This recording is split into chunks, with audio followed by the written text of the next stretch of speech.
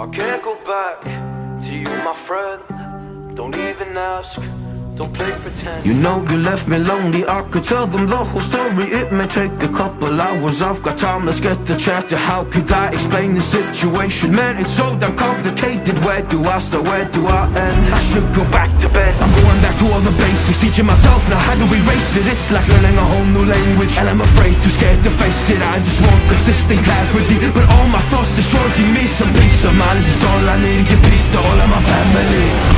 I can't